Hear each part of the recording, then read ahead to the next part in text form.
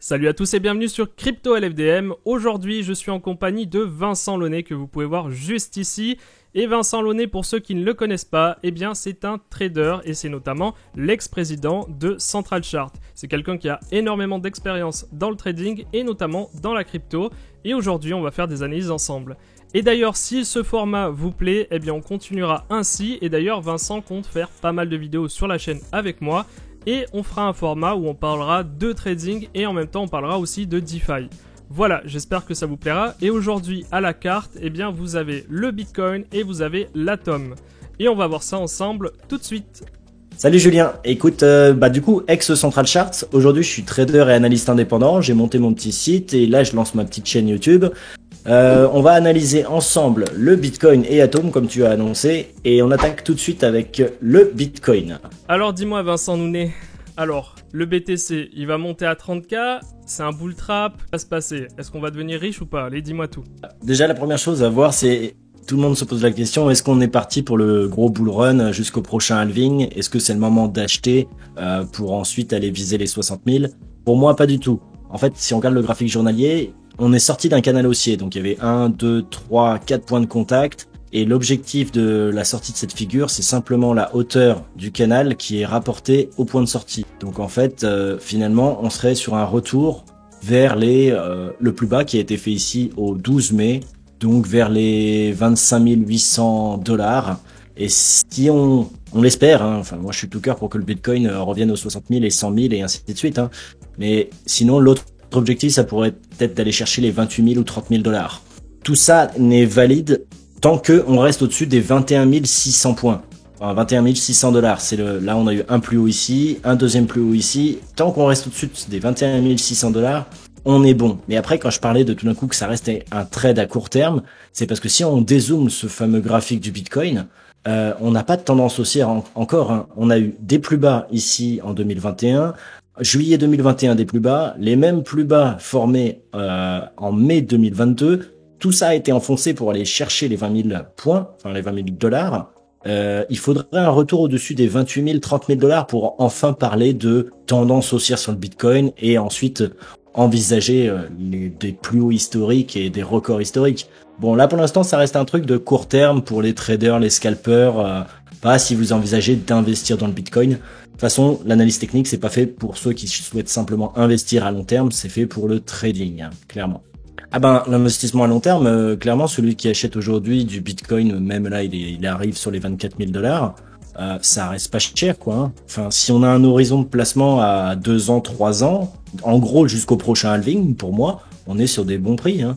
Il faudrait regarder, j'avais fait une analyse qu'on vous mettra justement en commentaire de la vidéo, sur laquelle je mettais le niveau de prix, il y avait des horizontales qui permettaient de voir tous les prochains halvings. Et en gros, on voit qu'à chaque fois, on a le droit à une phase de hausse, une énorme chute, et ensuite on repart jusqu'au prochain halving en douceur.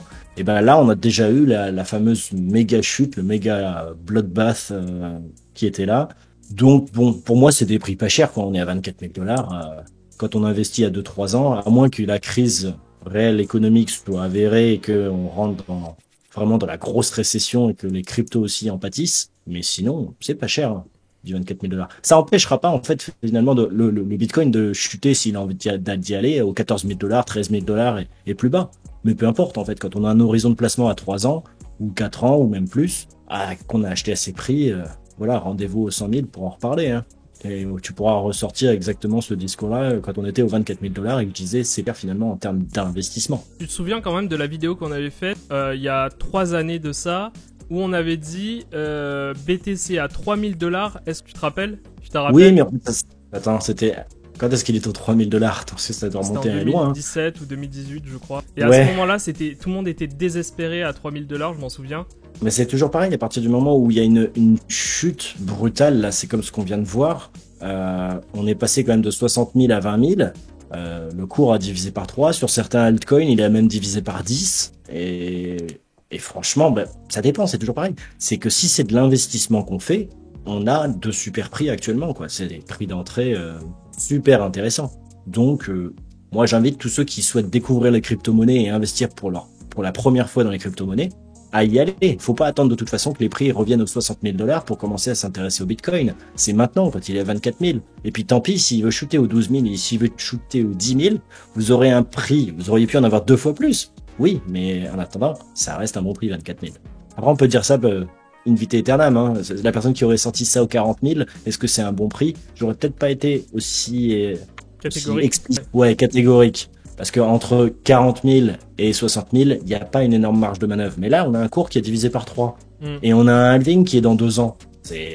Franchement, c'est intéressant. Ok, pas de soucis. La prochaine fois, tu nous feras des analyses plus poussées quand même, hein, Vincent. Hein. Tout ce qui est analyse technique, de toute façon, je fais sur ma chaîne YouTube. Je balance mes analyses complètes. Là, je reste sur du graphique journalier pour simplement dire que la tendance n'est pas encore haussière sur le Bitcoin, qu'on a un simple signal d'achat à court terme. Voilà ce qu'il faut retenir. Et le niveau clé, pour moi, vu qu'on n'a pas encore marqué le plus haut là dernièrement, je peux pas le relever plus haut, le point clé. Évidemment, pour moi, ça reste les 21 600 dollars. On est au-dessus de ça, on est bon, on peut aller chercher potentiellement, que j'ai dit, donc le plus bas de cette mèche-là, le plus bas, il est au 25 857 dollars, et sinon, après, c'est d'aller chercher la zone des 28 800 jusqu'aux 30 000 dollars, quoi. En gros, qui reviennent sur ces fameux plus bas qui étaient supports et qui vont servir de résistance prochainement, quand on va les atteindre. Maintenant, j'aimerais bien enchaîner sur une crypto que j'apprécie vraiment, c'est ma crypto coup de cœur, et je pense que d'ailleurs, dans les années à venir, voire dans les mois à venir, ça va devenir the crypto-monnaie qu'on aura obligatoirement dans son portefeuille, qu'on devra obligatoirement avoir dans son portefeuille, à savoir, eh bien, l'Atom. Et j'aimerais bien que tu nous analyses l'Atom pour qu'on voit un peu si sur le court terme, en tout cas, ça vaut le coup. Bon, sur le long terme, je sais que l'Atom va tout déchirer. D'ailleurs, je vous ferai une vidéo prochainement sur l'Atom, sur la présentation de ce qu'est l'Atom et du Cosmos Hub, en fait, dans son ensemble. On verra ça dans une vidéo, mais on va faire l'analyse technique avec Vincent. Alors l'Atom, je l'ai analysé face au dollar et je l'ai analysé face au Bitcoin, afin de savoir s'il était en train de surperformer ou pas le Bitcoin. Là, je suis face à l'Atom, face au dollar. Alors, ce qu'on peut voir, c'est qu'il s'est pris une raclée. Grosso modo, il est passé des 45 dollars à 5 dollars, 5,45 dollars. Oui, comme le BTC, quoi. Non, c'est pas la même chose. Il y en a un qui a divisé par 3 et ici, il a divisé par presque par 9. Ah oui, quand même, oui. Il a pris 3 fois plus cher, quoi, hein, quand même. Donc, tout ce qu'on peut faire, sur ce graphique, c'est un retracement Fibonacci de tout le mouvement baissier. On est sur un pseudo-rebond. Le problème, c'est que le retracement Fibonacci est 23,61%. Si on regarde que du journalier, il est beaucoup trop loin pour envisager de dire qu'on est haussier uniquement au-dessus des 14,75 dollars. Par contre, si on veut un point clé plus proche, moi j'ai donné les 9,25 dollars. C'est-à-dire être aussi au-dessus de ce niveau, c'est un bon prix d'achat si on envisage de tenir cette crypto à moyen long terme. Sinon, faut aller l'analyser sur une plus petite unité de temps, donc par exemple sur du 4 heures. Et là, on voit que Atom est dans un canal haussier en 4 heures, avec il y a bien les 3 points de contact avec la ligne de résistance. Et au moment où j'ai publié la première analyse, on était pile poil sur la ligne de résistance. On vient de faire la petite correction. Bon, grosso modo, ça l'empêchera pas s'il veut replonger sur la deuxième ligne centrale du canal, il pourra y aller, hein. Mais c'est pour ça que je fais pour l'instant des 9,43 dollars le point clé au-dessus duquel il faut être acheteur. À court terme, en tout cas, sur Atom. Et ce que je te propose, c'est d'aller voir ça au Bitcoin, parce que là, c'est intéressant de voir quand est-ce qu'il surperforme. En journalier, on voit bien qu'il s'est pris une claque contre le Bitcoin. Là, je suis en graphique Atom versus BTC en journalier. Et on est sur le retracement Fibonacci 23,61%. Pour moi, on pourrait être acheteur au-dessus du retracement Fibonacci ou acheteur au-dessus, c'est la grosse limite, de 0,00405. Parce que là, ça a fait résistance, là, ça a fait résistance, là, ça fait support. Tant qu'on tient ces niveaux-là, on peut y croire qu'il va surperformer le Bitcoin. Par contre, s'il enfonce, forcément, ce sera pas terrible. Et si on regarde à plus court terme, donc sur du 4 heures, malheureusement, ça sent pas bon. Parce que forcément, on est en train d'attaquer un peu. Là, on attaque les supports du canal haussier après avoir fait un double top. Un top, 2 tops. Et là, pour moi, on est en zone neutre. Indécision. Il va falloir savoir si on sort par le bas et on a un signal de vente en cas de cassure baissière de 0,000422 ou en cas de retour au-dessus de 0,000444 BTC. À toi, Julien. Conclusion vis-à-vis de l'Atom en dollars ou de l'Atom versus BTC? Les deux. L'Atom en dollars, on est sur un prix pas cher. Merci pour l'analyse, pas cher. Non, pas cher. Ça dépend ce que tu vas nous expliquer après, quand tu vas nous présenter Atom plus en détail et d'autres projets sur Atom. Donc là, il faudra voir si ça vaut le coup vis-à-vis des prix. Par contre, quand on regarde Atom versus BTC, vu qu'il a morflé 3 fois plus que le Bitcoin, ça peut être super intéressant pour moi. J'espère qu'une chose, c'est que Atom repasse ici au-dessus de 0,04 BTC pour qu'il surperforme à nouveau le Bitcoin et qu'il aille péter ce double top à la hausse.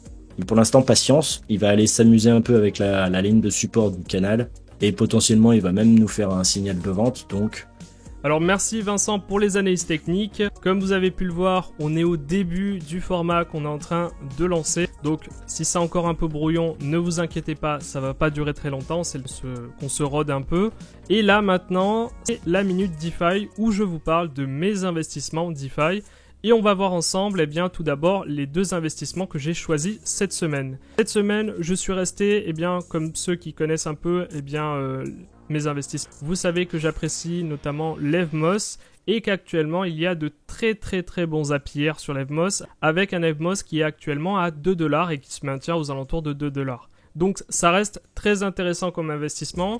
J'ai quand même une porte de sortie pour l'Evmos qui se trouve à peu près à 300%. C'est-à-dire que à 300%, je sortirai du stacking d'Evmos tout simplement parce qu'il faut prendre en compte aussi le délai d'inbounding qui est actuellement de 21 jours. Donc là, il marque 14 jours, mais maintenant, il est de 21 jours. Si vous voulez plus de détails, on avait déjà fait une vidéo qui s'appelait « Mes investissements pendant le bear » où j'en parle justement de l'Evmos. Mais je pense vous en parler d'ailleurs prochainement dans d'autres vidéos et notamment sur des vidéos avec Atom. Concernant maintenant des investissements un peu plus sûrs avec des APR un peu plus bas, vous avez SegaFi qui va vous proposer actuellement du 173% en API. Je rappelle que les API ce sont des intérêts composés, donc c'est des intérêts cumulés. Ce qu'il faut regarder réellement en fait c'est les APR. Vous êtes bloqué pendant 30 jours, il n'y a pas de référal, il n'y a rien du tout, c'est seulement sur la DeFi. Ensuite pour les plus frileux d'entre vous, ceux qui préfèrent du stablecoin, actuellement sur Kava vous avez du stablecoin à 28,40 en DeFi. Alors évidemment sur la CeFi vous pouvez trouver aussi 30% à peu près sur KuCoin avec l'USDD. Mais là, vous êtes sur le BUSD qui est quand même un stablecoin qui n'a actuellement jamais vraiment d'épeg. Et surtout, vous avez un stablecoin qui est garanti par Binance. Et là, vous avez 28,47% sur du Kava. Voilà, la vidéo est maintenant terminée. Merci de nous avoir suivis jusqu'au bout. J'espère que ce format en tout cas vous a plu. J'espère qu'on pourra l'améliorer ensemble. Qu'est-ce que tu en as pensé, Vincent, de ce format? Est-ce que ça t'a plu? Est-ce que tu penses qu'on peut continuer comme ça, toi? Moi, j'aime beaucoup justement le côté où moi je t'apporte point de vue technique en analyse technique et ça concerne toute la partie trading. Mais sur le côté DeFi, je suis un peu à sec et là j'en apprends beaucoup avec toi. Et donc du coup, je vais aller consulter toutes tes anciennes vidéos pour pouvoir voir et m'intéresser un peu plus à la DeFi. Eh bien écoute, on va faire ça et on se retrouve pour une prochaine vidéo les gars. Ciao! Ciao!